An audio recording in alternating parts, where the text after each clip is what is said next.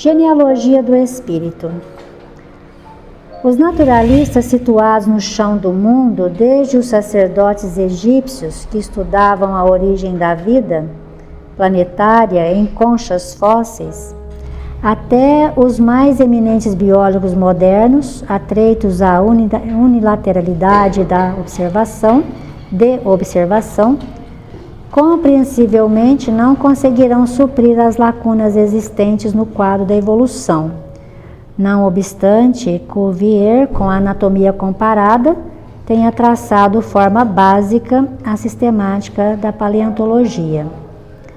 Em verdade, porém, para não cairmos nas recapitulações incessantes em torno de apreciações e conclusões que a ciência do mundo tem repetido à saciedade, acrescentaremos simplesmente que as leis de reprodução animal, orientadas pelos instrutores divinos, desde o casulo ferruginoso do Lepidopteryx, através da retração e expansão da energia nas ocorrências do nascimento e morte da forma, recapitulam ainda hoje na organização de qualquer veículo humano, na fase embriogênica, a evolução filogenética de todo o reino animal, demonstrado que, além da ciência que estuda a gênese das formas, há também uma genealogia do espírito. Com a supervisão celeste, o princípio inteligente gestou,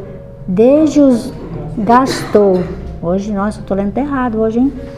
Então, com a supervisão celeste, o princípio inteligente gastou, desde os vírus e as bactérias das primeiras horas do protoplasma na Terra, mais ou menos 15 milhões de séculos, em fase embrionária da razão, lançar as suas primeiras emissões de pensamento contínuo para os espaços cósmicos.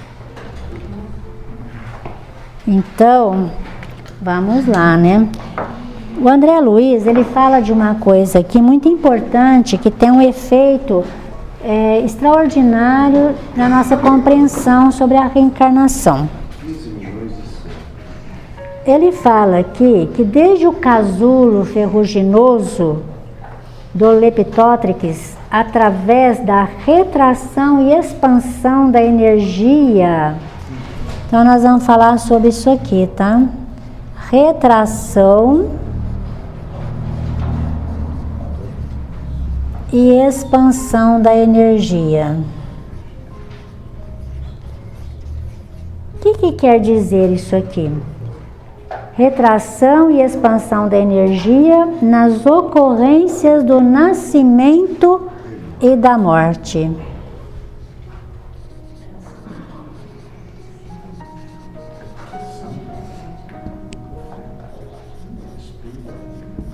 O que quer dizer isso aqui?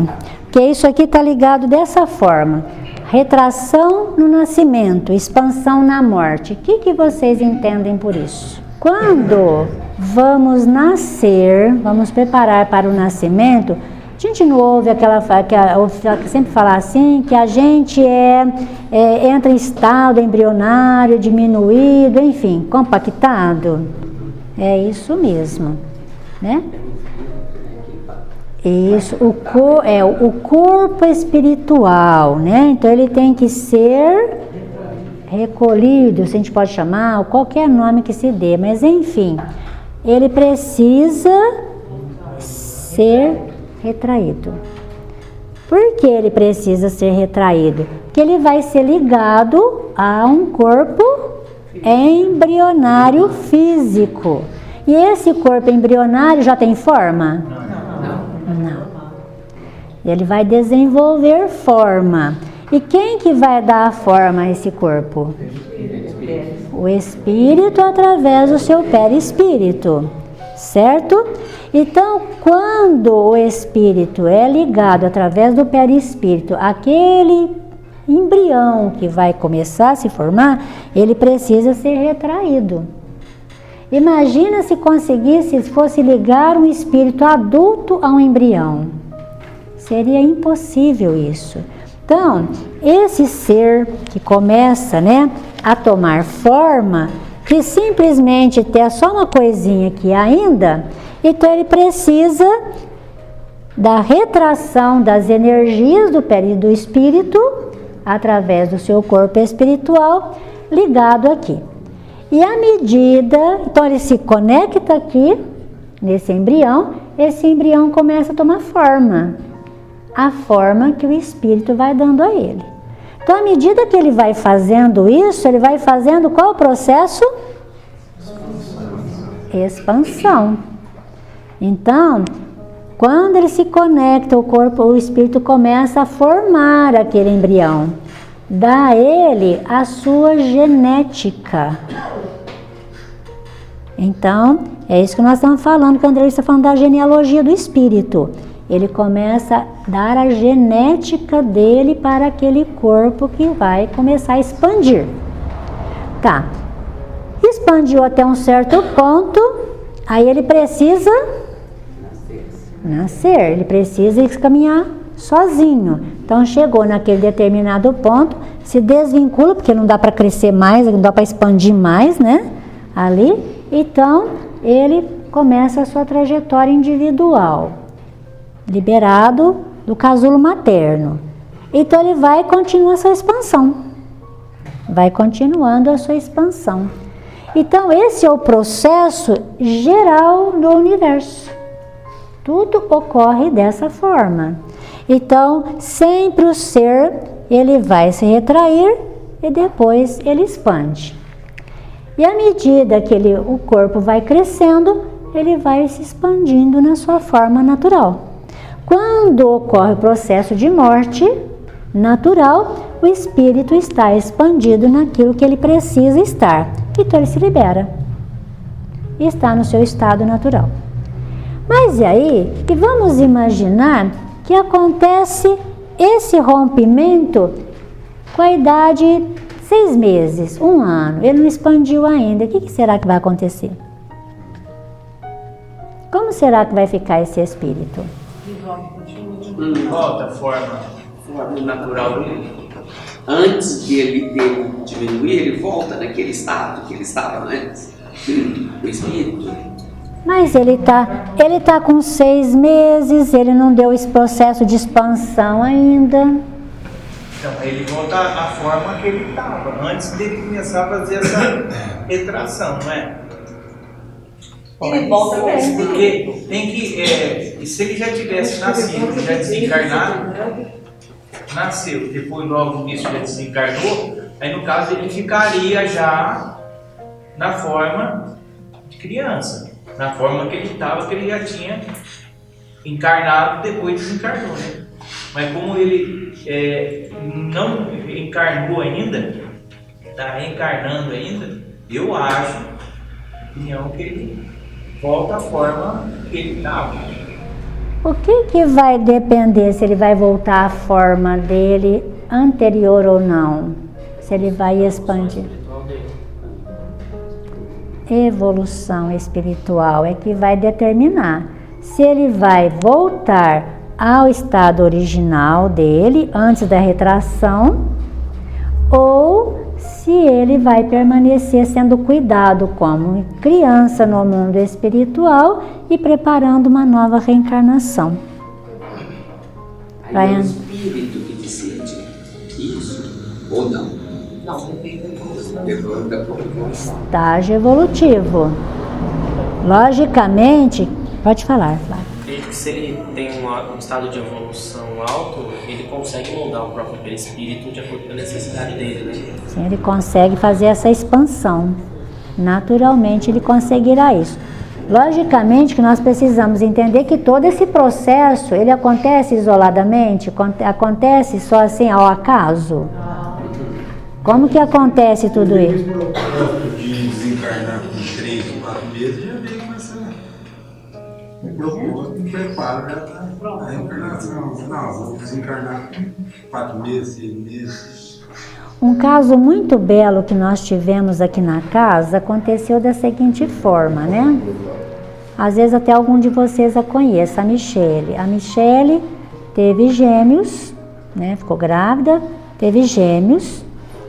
E aí, um dos gêmeos nasceu muito raquítico, enfermo. E o outro, até com formações, né? Com malformações, etc e tal. E o outro nasceu mais fortinho. Quando saiu do hospital, aquele que estava mais raquitiquinho ficou internado. E o outro veio para casa.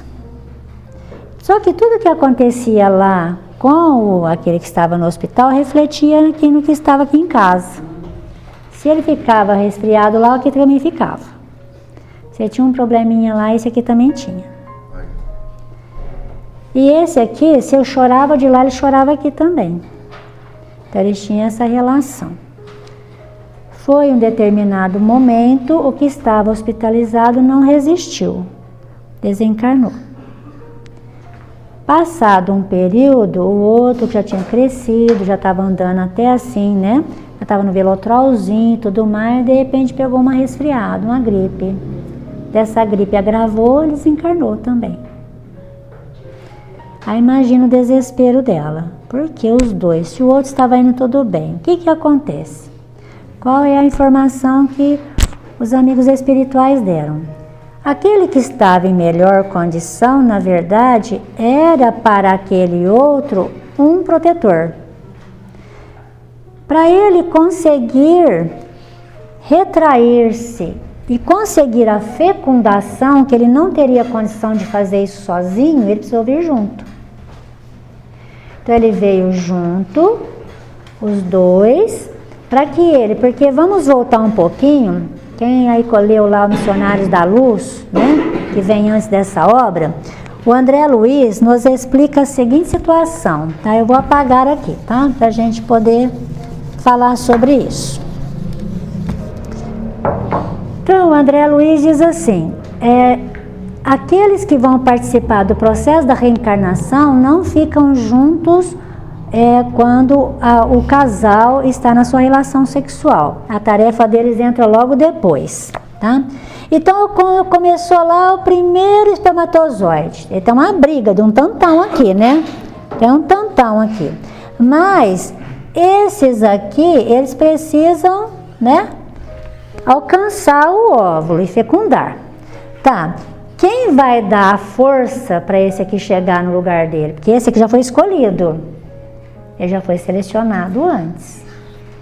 Ele já sabe quem ele vai estar ligado. O espírito renascente. Então, ele já vai se ligar aqui ao espermatozoide e dar força para ele vir correndo na frente de todos os outros. Então, ele que vai dar velocidade. O espírito é que faz isso. Dá a velocidade para que aquele espermatozoide corra na frente dos milhões e ele seja vitorioso. Ele tem que ter velocidade. Mas, com o perispírito com muitos problemas e sem a energia, veja o que ele faz aqui, né? A expansão da energia, a retração da energia, aquele espírito não está com energia suficiente para fazer isso aqui e fazer ele ganhar dos outros. E formar, chegar lá no seu ponto, né, final. Então, como esse outro aqui está ligado nas tarefas com ele, ele vem junto. Se liga um outro espermatozoide e pega ele atado na sua energia e corre junto. Isso aqui é miraculoso, é o milagre da vida. Tá? Isso aqui é um aspecto dos mais miraculosos da vida. Então, ele vai aqui, se ata magneticamente a ele e corre com ele na frente para poder fazer ele conseguir nascer. Porque ele precisa se ligar àquele embrião, porque ele precisa da forma, ele precisa começar a organizar a sua forma, que está danificada no perispírito. Então ele precisa do fluido vital do corpo, do embrião que está ali. Então foi o que aconteceu com os dois. Bom, feito esse processo, aquele que desencarnou, ele não iria sobreviver mesmo, esse aqui retorna ao mundo espiritual para continuar cuidando dele, para continuar essa trajetória. Ele vai permanecer, esse aqui vai permanecer criança no mundo espiritual? Não. Tanto que um tempo depois ele deu notícias de que ele era adulto agora. Voltou a ser adulto porque ele precisava continuar cuidando do outro, preparando a reencarnação mais para frente dele novamente. E o Theo é um dos gêmeos, né? Sim. Retornando novamente. No caso, isso a gente entende como um efeito natural. E quando se trata de uma ação que foi forçada, uma inseminação, vamos assim dizer. Porque aí você pega, né, geralmente eles falam, né, que vem gêmeos, trigêmeos, quadrigêmeos, né, devido à quantidade de embriões que foram fecundados, né? Então, no caso, não ocorreu esse propósito que você acabou de nos explicar, né?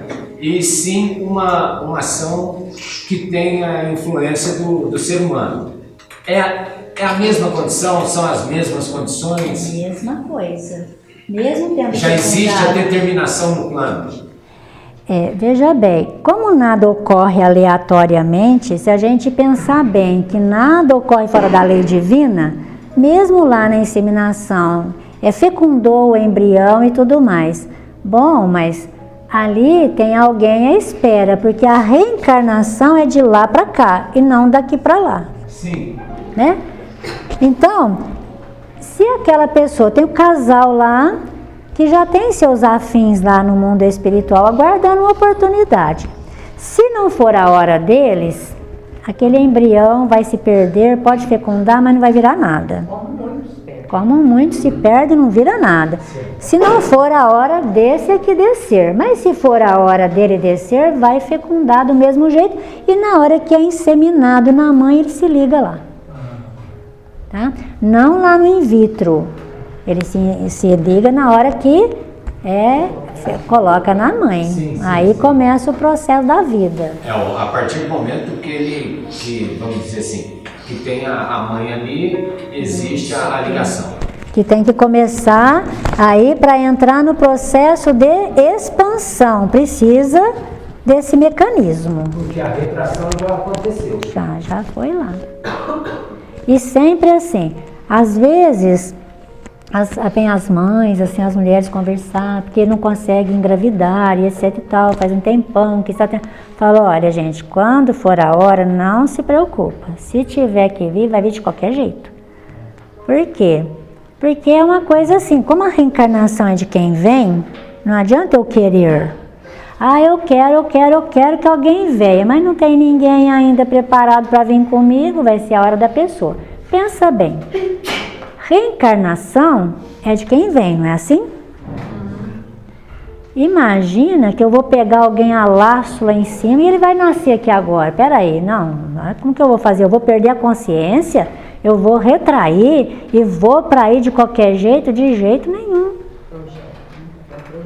Claro, a vida não acontece assim. A vida é um fantástico e miraculoso mundo programado, né? De efeitos extraordinários.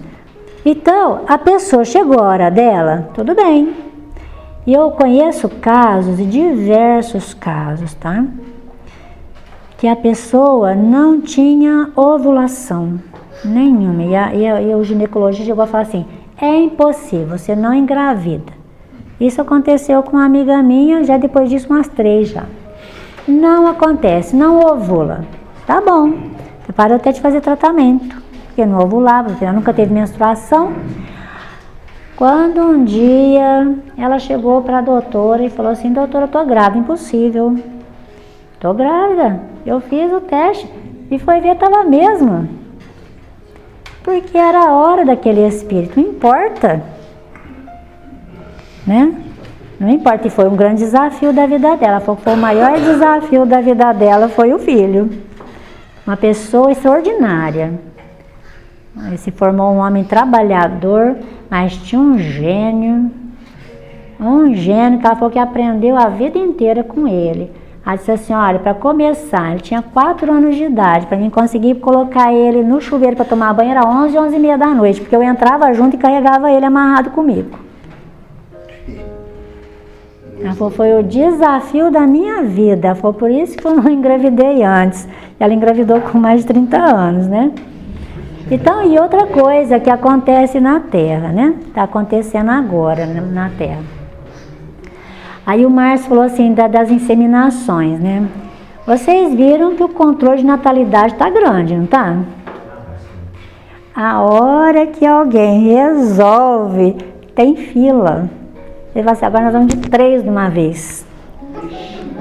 É verdade. Vocês, alguma vez na história nossa, se reencarnou tantos gêmeos? De 4, 5 até 8 de uma vez? Ah, no Egito, 8 filhos. A mulher engravidou.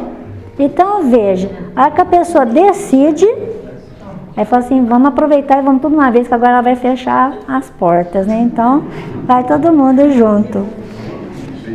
Mas é uma realidade que ocorre no mundo espiritual, sim, né?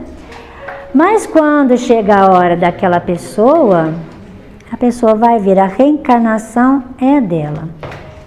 Teve um caso aqui uma vez, de uma moça, né? Ela me procurou, porque todas as noites ela sonhava com um certo homem e ele dizia para ela assim, olha, pedia pelo amor de Deus para ela deixar ele nascer. E ela falava não, não e não.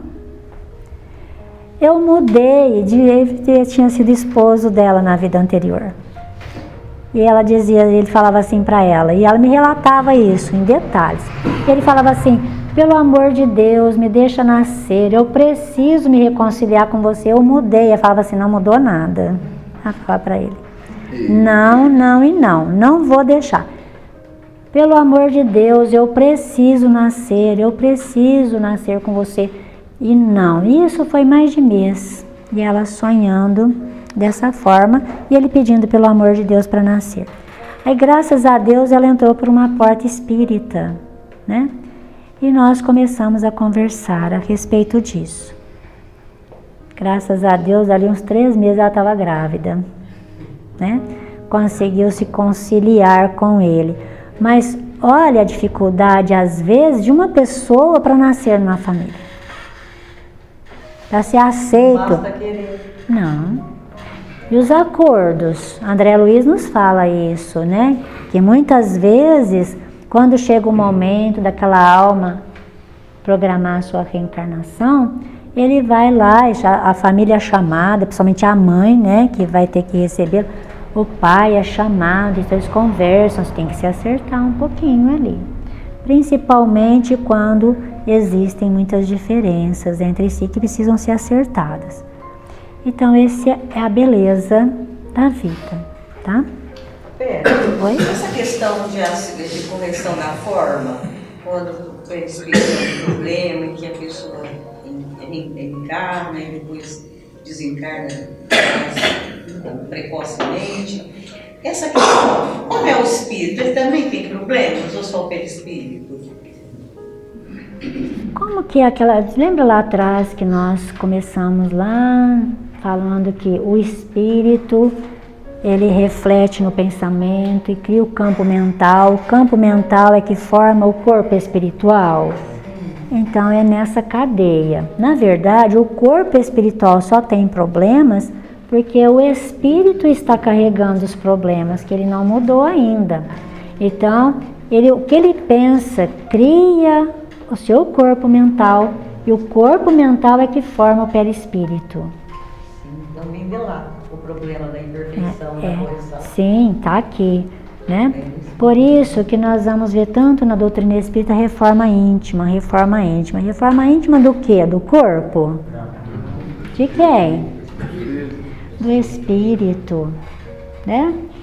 E é por isso que o filósofo diz mente sã, corpo são. Mente sã quem é? Espírito. Então o espírito, quanto mais ele se aprimora, mais ele aprimora os seus veículos, os seus corpos. Porque o espírito nós temos vários corpos, né? Então ele aprimora os seus corpos. Pode falar. Beth, ainda nessa parte do plano reencarnatório, eu já ouvi aqui uma vez, em uma outra data, que certas pessoas elas não podem nem ficar, não fica nem um certo período no plano espiritual, ela já reencarna imediatamente após o desencarne dela. O plano reencarnatório dela não é preparado por ela, no caso, ela não participa ativamente do... Não, às vezes ela não tem condição, só participa do plano reencarnatório aqueles que têm condições para isso, né? Aí quando a pessoa não tem condições, é feito para ela. Tem uma equipe. É elaborado de acordo com a necessidade, sempre pensando no bem, viu, gente? Isso é muito importante. Toda a preparação da reencarnação é sempre visando o bem do reencarnante. Isso é lei. Então, aqueles que cuidam deste processo vão preparar para isso.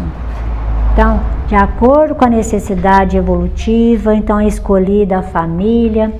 E às vezes é muito interessante, tem né? Aqueles que não querem vir, tem os que não querem vir de jeito nenhum, né? E eles são, mas vão vir forçados. em qualquer momento, vai vir. São os rebeldes, né? Que a gente vai encontrar os rebeldes que ficam tentando se matar a todo custo. Tem muitos, não são poucos mesmo não. O que o Osmar está dizendo, tem muitos que não querem reencarnar e tem que vir para a reencarnação, né? Vem revoltados, são as encarnações expiatórias. Então a gente vai reconhecer eles pelas revoltas. Beth, algumas aulas atrás você comentou a respeito de mundos mais evoluídos, que não vai ter mais o processo de criança, né? Essa questão de retração e de expansão para esses mundos mais evoluídos não é a mesma coisa ou não? Porque ele não vai passar por esse processo de criança, né, de embrião para poder chegar à expansão. Verificando aí as informações que a gente colhe em André Luiz e na Gênese e no própria citação lá no 2º capítulo do Evangelho, quando fala desses mundos, que a infância quase nula não existe, nós podemos ter uma ideia, talvez assim, até meia pálida do que seria ali o nascimento. Será que o nascimento ali ocorre igual ocorre aqui na Terra, exatamente igual? Não sei, né? De repente não é tão igual assim, que é esse processo de gestar, né? Ficar lá 9 meses, talvez não seja dessa forma. Como será que é o processo de gestação ali nesses mundos? Né? A gente poderia deixar a gente fazer uma viagem em qualquer hora, né? Fora do corpo físico e visitar, fazer umas pesquisas, né? Essa história. Vamos pedindo isso aí, de repente eles deixam. A evolução em 2 mundos é na Terra, não é? É o mundo espírito dos encarnados na Terra. O André Luiz está tratando desses pontos aqui Relacionado com a Terra, isso. Né? Mas às vezes eu falo assim, gente, mas é verdade. Às vezes tem pessoas na Terra encarnadas que se dedicam a essas pesquisas e podem pedir isso na hora do sono para ir para outros lugares aí fazer observações, e vale a pena pedir, né? Porque isso não é fechado para nós. Deus permite isso. Mas a gente consegue fazer uma ideia, como a gente não conhece, né? Outros mundos mais evoluídos, fica até difícil a gente se aventurar a falar alguma coisa do que ocorre ali, né? A gente sempre, quando tem alguns informes que os espíritos falam alguma coisa através dessa ou daquela obra, eles deixam muitas lacunas que talvez não possam passar para a gente ainda, né? A gente não vai conseguir entender esse processo, então não vamos entender, né? Eu falo muito para vocês de alguns livros, né? Por exemplo, de Urânia. A Urânia, o Camille Flammarion, que na verdade ele fez essa viagem interestelar como Galileu Galilei. Depois ele retrata no livro Urânia como Camille Flammarion, que conviveu com Kardec. E ele conta de um mundo, né, aonde ali os habitantes, ele chega e ouve uma espécie de som musicado, né, e não vê ninguém, e só vê lá de repente umas plantações, flores, enfim, né, canteiros, uns jardins lá.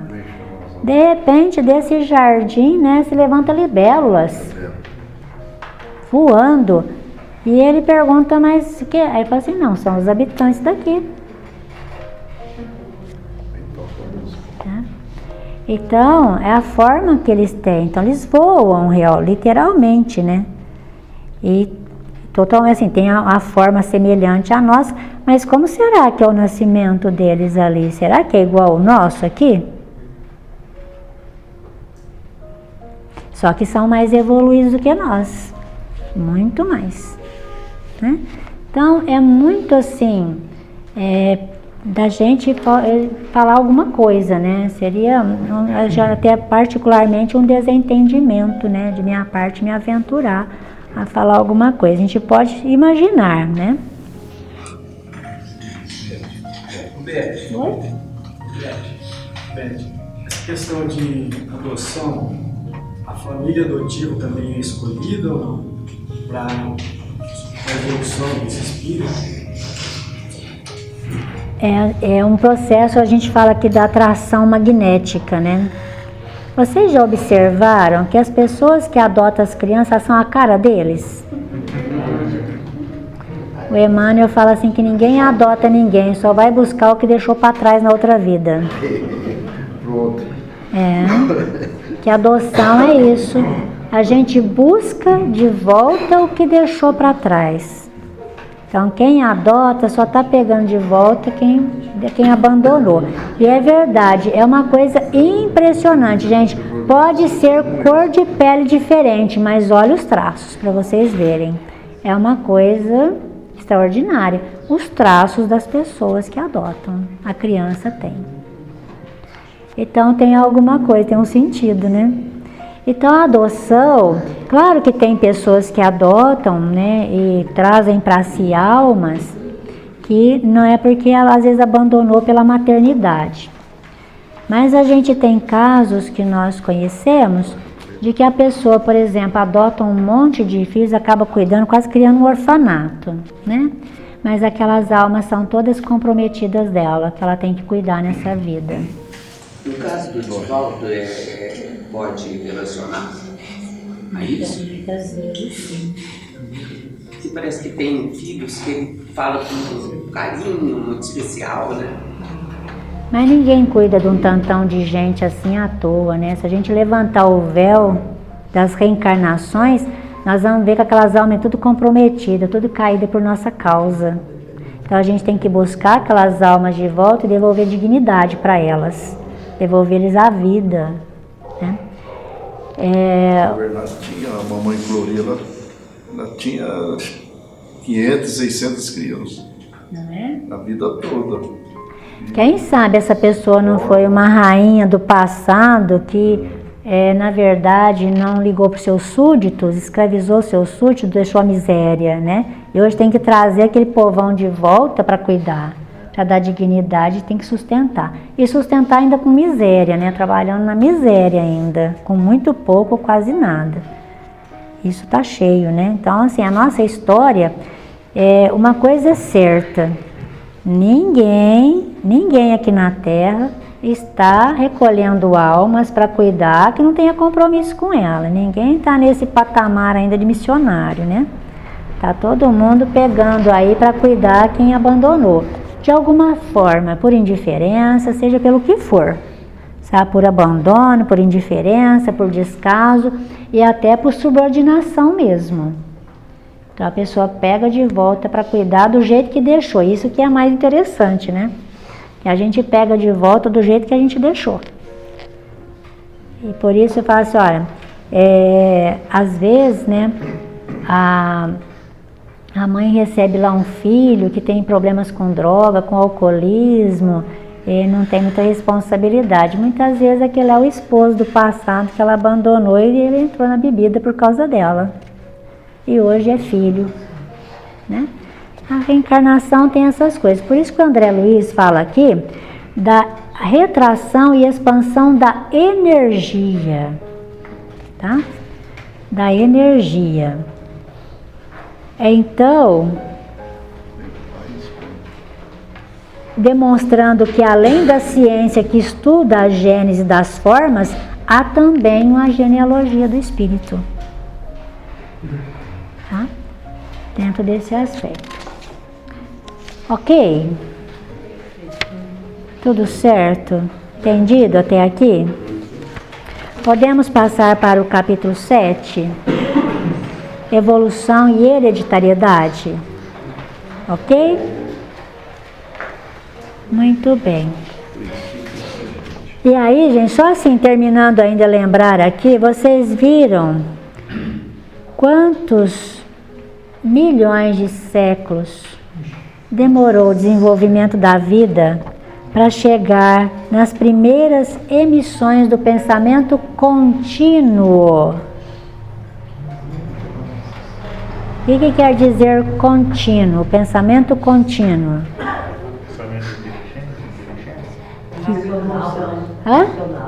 Racional, que concatena as ideias, né? Que consegue dar sentido às ideias, tá? Expressar o que pensa, dar sentido ao que pensa.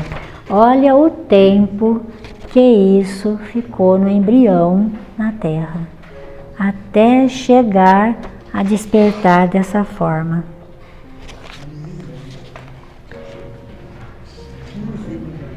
15 milhões de séculos, não é de anos. Mas esses séculos aí, sabe?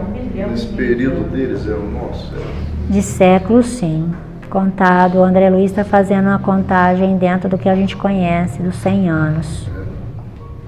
15 milhões de séculos dá quanto mesmo? Hã? 1 bilhão? 1 bilhão e meio, gente, de anos. 1 bilhão e meio de anos. E imaginar que Jesus já era o que é.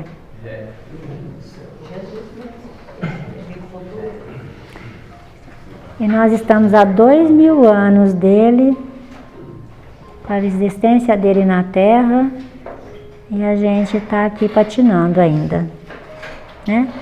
1 bilhão e meio só para o pensamento desabrochar de forma concatenada.